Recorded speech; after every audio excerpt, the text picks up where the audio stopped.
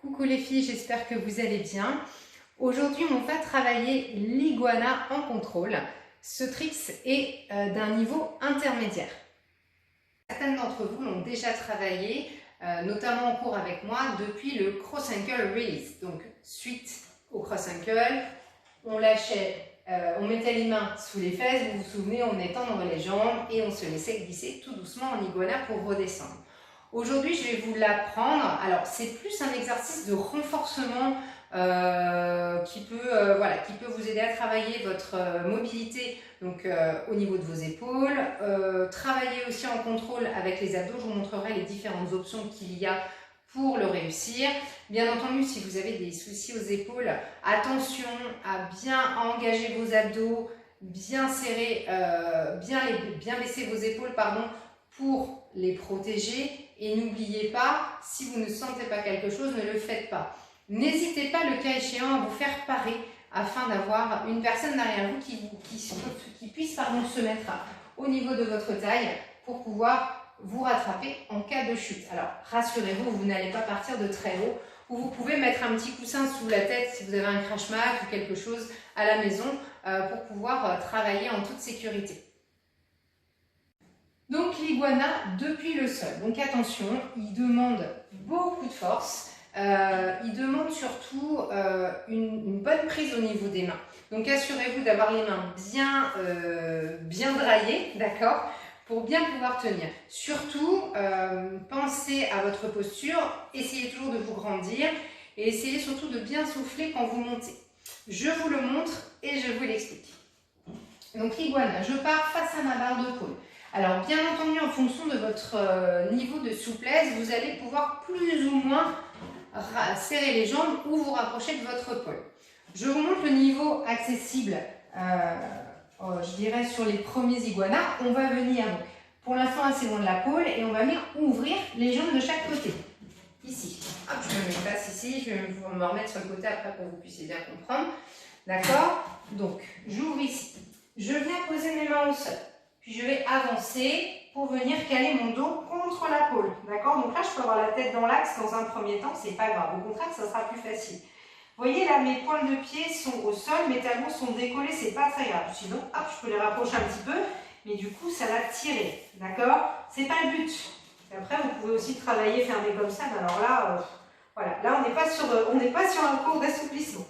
Donc, je viens ouvrir mes pieds assez larges, je viens caler mon dos contre la pôle, mes mains sont au sol. Je viens emmener une première main en haut et l'autre en dessous. Vous voyez, moi je décolle un petit peu mes pieds pour bien serrer dans mes mains. D'ici, je vais garder les bras tendus, je vais serrer les omoplates et je vais chercher à décoller. Je monte, je peux attraper la pôle et je redescends. Hop. Donc là, je glisse un tout petit peu, donc il faut faire bien attention à drailler la pôle. Bien drailler vos mains surtout. Vous avez plusieurs manières de le faire. Bien entendu, la version la plus difficile, ça va être de monter jambes tendues sur les côtés. En fait, il faut que vous vous imaginiez un peu comme les premières étapes de l'Open V. Au début, on monte jambes en petite grenouille, puis on vient monter. Et après, une fois qu'on est à l'aise, on vient ouvrir sur le côté pour aller chercher à travailler l'iguana. Alors bien sûr, vous avez plusieurs options. Une fois que vous êtes monté à la pôle, vous pouvez soit chercher à travailler le pencil, donc essayer de rester le long de la pôle, puis après essayer d'aller faire l'iguana en emmenant vos pieds au niveau de votre tête. Pour ça, pensez bien à décaler votre tête sur un côté pour que la pôle repose bien sur le trapèze, vous serez plus à l'aise. Ou après, vous avez la possibilité juste de travailler la montée puis la descente en contrôle, jambes tendues, puis jambes fléchies. Ça, c'est votre challenge. Donc, je vous le remontre. Donc, je viens ouvrir ici mes appuis, je descends, je viens mettre mes mains au sol, je viens caler mon dos contre la pôle. Main droite, main gauche. Après, si pour vous, vous faites le contraire, hein, c'est pas grave, tant qu'il y a une main en haut et une main en bas. Et de là, regardez, option plus facile. Donc là, je resserre un petit peu mes jambes, j'éloigne, je monte une jambe, puis l'autre. Et je décolle. Je peux travailler le pencil ou l'iguana. Je viens caler ma tête sur un côté. Je peux raccrocher pour redescendre. Hop. Et je reviens. D'accord? Donc ça, c'est la version un petit peu plus facile. Attention, il demande de la force, vraiment. Donc assurez-vous d'avoir les mains qui tiennent bien la pôle. Vous le connaissez, vous l'avez fait avec moi en cours, dans le sens inverse. C'est pour ça que je vous montre de ce point de vue-là, pour que vous compreniez bien l'histoire des bras. D'accord? Puis après, vous avez la version. Si vous êtes super à l'aise et que vous avez une bonne rétroversion de bassin et des abdos bien engagés, vous pouvez venir monter sur les côtés. Tranquillement, je vous le remontre. En version un petit peu plus dure. Hop. Là, quand vous calez votre dos, vous pouvez garder la tête dans l'axe, ça sera plus facile au début. Hop. Moi, je monte sur pointe de pied, ça m'aide. Et là, je tire dans mes bras, je monte. Tendu. Et vous pouvez vous entraîner à redescendre, contrôle, contrôle, contrôle, contrôle, contrôle, contrôle, contrôle. Et revenir.